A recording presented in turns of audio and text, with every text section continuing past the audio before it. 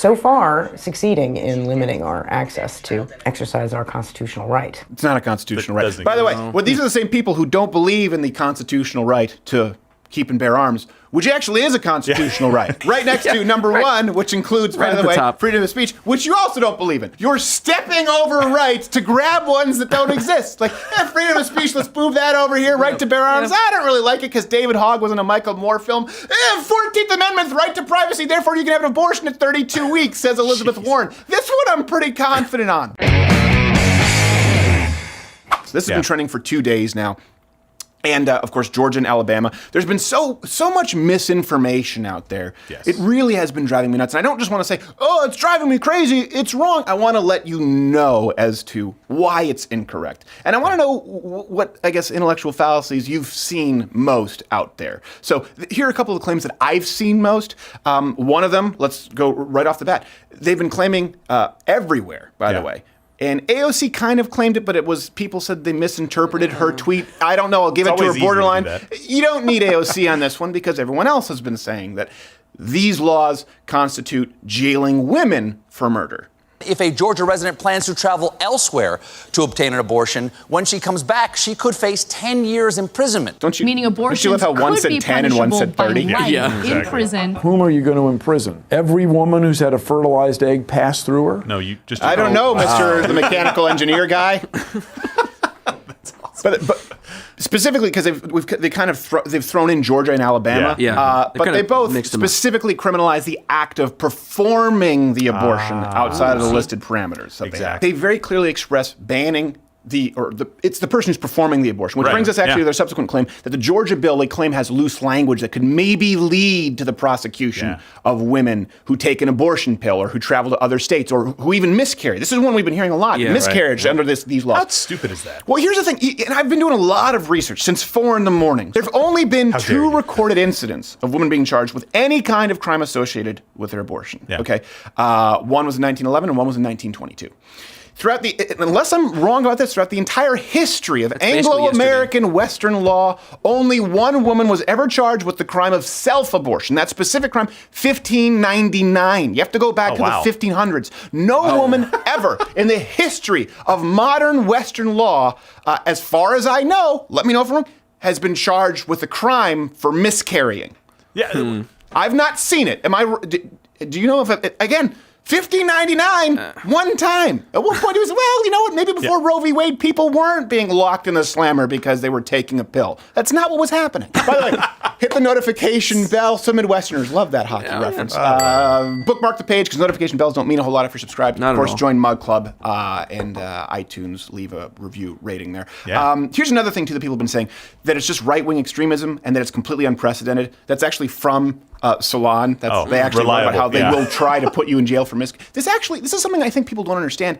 We have pretty liberal laws regarding abortion. The majority of European countries actually have abortion bans after 12 weeks, and a lot of them require a waiting period after consulting with a doctor. I don't understand this. I don't understand this, though, either. At least it's intellectually consistent for these people who say abortion, period, on demand, no questions asked, because to me, either it's a tragedy or why should it be rare? Exactly. Who cares? Why would you want it to be? Does anyone want pap smears to be rare? Nope. No. Does anyone want doctor checkups to be rare? No. Does anyone want people removing swollen tonsils to be rare? No. So I don't. Either it's a tragedy or who cares whether it's rare. So I'm glad that at least right now we're having this conversation openly and honestly. Another claim that this is a big fear-mongering claim from the left, and it's not entirely, by the way, unfounded, that this is going to 100% lead to the overturning of Roe v. Wade. Setting up a potential showdown in the highest court of the land. Alabama's new abortion law, the strictest in our country, is setting up a direct challenge to Roe versus Wade. Donald Trump said in the third debate with Hillary Clinton, if I get 2 or more appointments to the Supreme Court, automatically, that's the word he used, automatically Roe v. Wade will be overturned. And I think the president was exactly right. Roe v. Wade not according is to Kavanaugh. Gone, and every woman in Alabama who gets pregnant is going to be forced to give birth soon. Okay. So here's the thing. It could. Some people would like to see it overturned. Probably a lot in Alabama. Well, we know for a fact, yes, a lot in Alabama. That's a separate issue from the argument. There's a few common misconceptions about Roe v. Wade and what would happen if it were overturned. Okay, all states place restrictions, or most states place restrictions, regulations on abortions outside of the federal purview. Texas, they wanted to ban abortion after 20 weeks, which Elizabeth Warren famously opposed because she's a moral lady. Everyone has the hill they're willing to die on. What's yours? The hill littered with dead babies. Yeah, it's the dying hill. That's why I thought it was most appropriate. The hill I want to die on is the dying hill.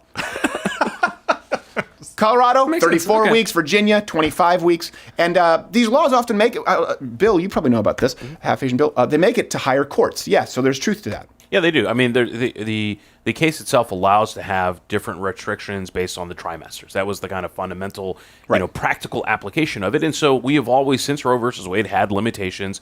And really, again, I think it goes back to your point, which is where if you really do think it's as easy as clipping a nail and it's as morally irrelevant as clipping a fingernail, then you're probably more consistent to just say it should be allowed always. Right. And in these other states, essentially to say, that Roe versus Wade may be challenged. Well, Roe versus Wade is a very complex opinion that sets different types of restrictions at different trimesters. And it also has a certain basis in the 14th Amendment, the right to privacy. And so you can maybe parse some of those. Can you explain that? Because that's something a lot of people don't know. They think that Roe v. Wade says there's a constitutional right to abortion. And they think they're in the Constitution. There's some interpreted right to abortion.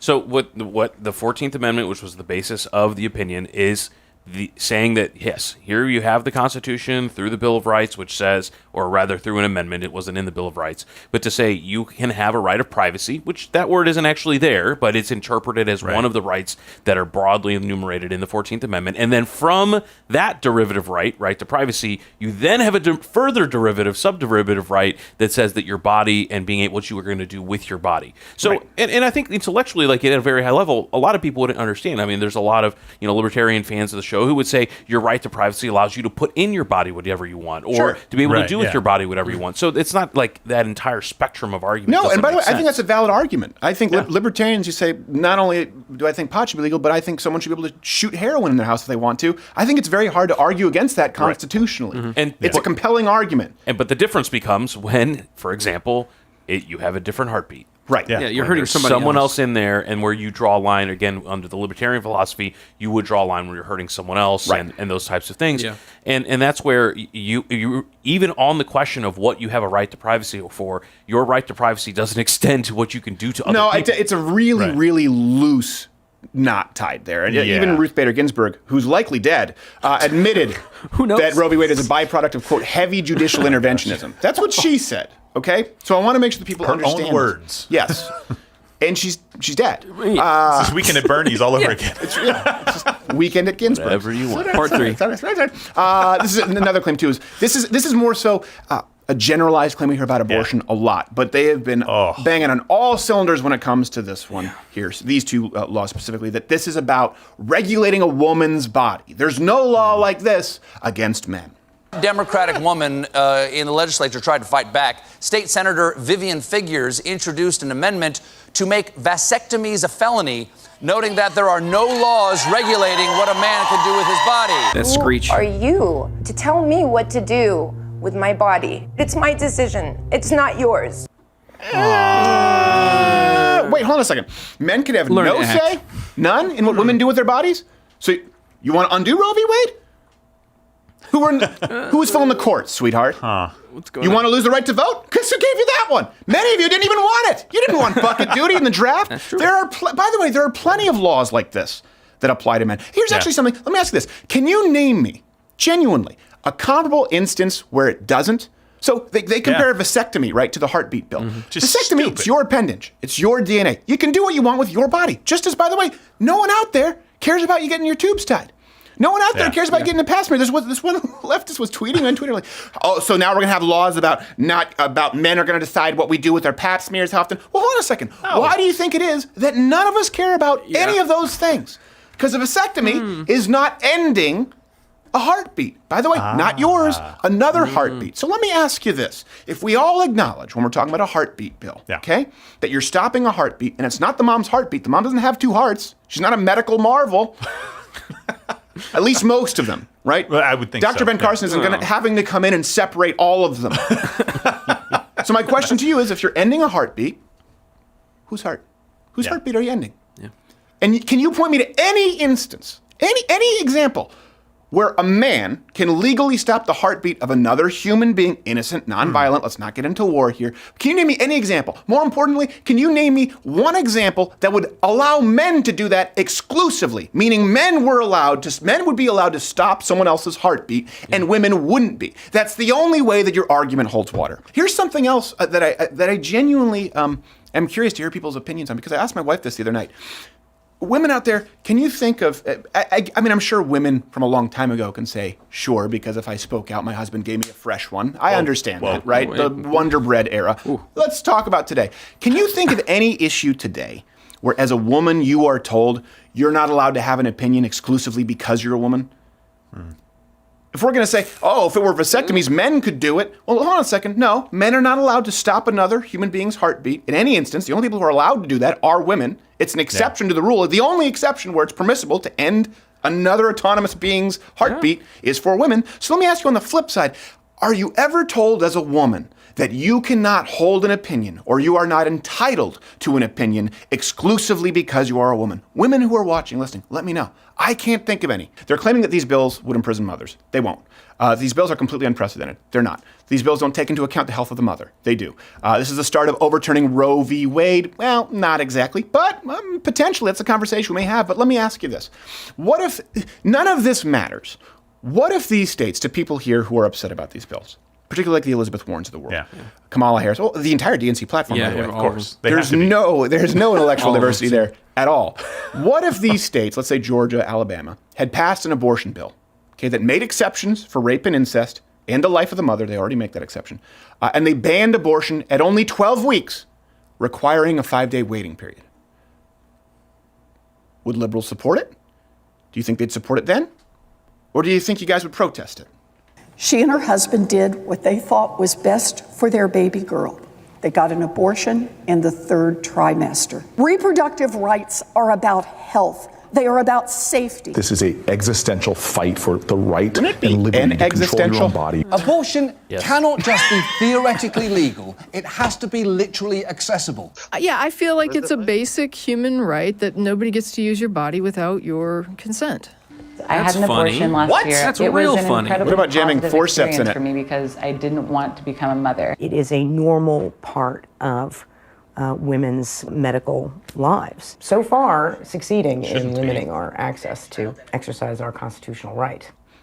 It's not a constitutional right. By the way, these are the same people who don't believe in the constitutional right to keep and bear arms, which actually is a constitutional right. It's actually spelled out. When we're talking about amendments, it's number 2, right next to number 1, which includes, by the way, freedom of speech, which you also don't believe in. So you're literally stepping, you've heard of stepping over dollars to pick up pennies? You're stepping over rights to grab ones that don't exist. Like, freedom of speech, let's move that over here, right to bear arms. I don't really like it because David Hogg was in a Michael Moore film. 14th Amendment, right to privacy, therefore you can have an abortion at 32 weeks, says Elizabeth Warren. This one I'm pretty confident on. Oh my gosh. It really is absolutely remarkable to me. And by the way, I want to make sure that I'm clear, that context of the first Elizabeth Warren clip, she was talking about parents who had a late-term abortion because the baby was going to have a congenital, I believe, a heart defect. Yeah. So I don't want to be accused of taking her out of context. Here's the thing. It doesn't matter. That's not why she was opposing a 20-week abortion ban. You need to understand this, okay? If they say, well, hold on a second, we need exceptions on this. There's no exception for rape or incest. All right, hold on a second. You're against a 20-week ban. So how about on the flip side?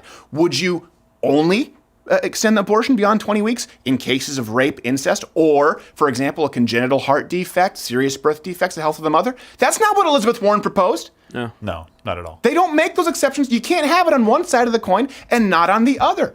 It really is remarkable to me. And again, the intellectual consistency. Yeah. Who cares? Why should it be rare? Exactly. You should be able to do if it doesn't anytime, mean anything. anytime. And also the fear-mongering that really bothers me. You hear the right accused of fear-mongering quite a bit, where the right fear-mongers, they want it's based on fear. Well, let's be honest. What do conservatives fear-monger on? Okay?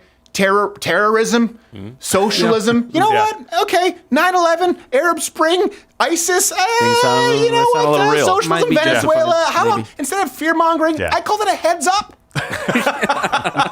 Sounding the alarm a little bit for you. You look at the left's fear-mongering. What is it? Climate change? Polar ice caps were supposed to be gone, by the way. We're supposed to, the entire world was supposed to be in famine aside from North America and parts of Europe. 11 years, 8 months. Florida's supposed to be gone. No more coral reef, no more fish. Not saying there's no climate change, but the catastrophes certainly haven't happened. Right. Abortion. If you ban abortion, you're going to be jailed for miscarrying. So whereas the right fearmongers gives you a heads up based on things that have actually happened and are currently happening across the world. The left fearmongers on things that can't be proven, never happened, and they move on to the next thing. No one in this country has been regularly arrested for having abortions or for miscarrying. If you accept that wholesale, you have bought false fear-mongering. It's not even close to the truth, and at least we can correct that. We can get to the conversation of abortion at large. Hey there, if you like this video, this is the part where I would usually tell you to subscribe, but